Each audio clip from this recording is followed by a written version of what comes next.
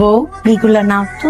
আমার সব গহনা, বাড়ির দলিল, ব্যাংকের কাগজপত্র আর সংসারের চাবি, পুরাটা সংসার তোমার হাতে তুলে দিলাম। আমি তো আর বেশি দিন বাঁচবো না মা। আমার পলাশে খুব যত্ন করে মানুষ করছি, অনেক আদর দিয়ে। তুমি ওরে যত্ন করে রাখবা, সব সময় খেয়াল রাখবা, ওকে আগলায় রাখবা। বউ, তোমার হাতটা দাও তো আমার মাথায়, তোমার হাতটা দাও। আমার মাথা ছুঁয়ে কথা দাও, আমার পলাশকে ছেড়ে কোথাও যাবা না। ও যদি কোন ভুলও করে ওকে সংশোধন করে নিও, কিন্তু আমার পলাশকে একা করে কোথাও যেও না। কথা দাও, কথা দাও। কথা দিন আম্মা, আমি পলাশকে ছেড়ে কখনো যাব না। আলহামদুলিল্লাহ, আলহামদুলিল্লাহ। Are you okay? ঠিক আছে। আম্মা কোনো পেইন দেয় নাই তো?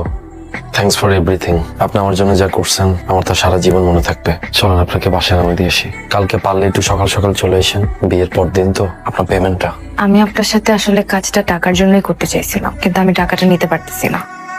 আমি সবসময় অ্যাক্টিং করতে চাইছি, কেউ আমাকে সুযোগ দেয় নাই, বা দিলেও বিনিময়ে অনেক কিছু চাইছে। যখন রিয়েল লাইফে অ্যাক্টিং করার সুযোগ পেলাম, যেখানে একটা ছেলে তার মায়ের খুশির জন্য এত কিছু করতে পারে, তখন মনে হলো এখানে অ্যাক্টিং করি। এতে আমার অ্যাক্টিং এর ক্ষুধাটাও মিটবে, একটা মানুষের উপকারও হবে, আবার কিছু টাকাও পেলাম।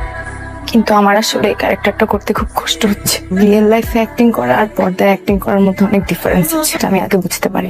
আমি আজকে আপনার মায়ের মাথা ছুঁয়ে একটা মিথ্যা প্রতিশ্রুতি দিয়েছি যে আমি আপনাকে ছেড়ে কখনো যাবো না। আমি আজকে থেকে যাই। আপনি আপনার মাকে সব সত্যি কথা বলে দিলেই পারতেন, কেন করলেন ওনার সাথে এমনটা?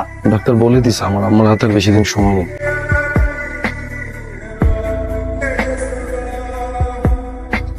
আম্মা, আম্মা, আম্মা, আম্মা, আম্মা।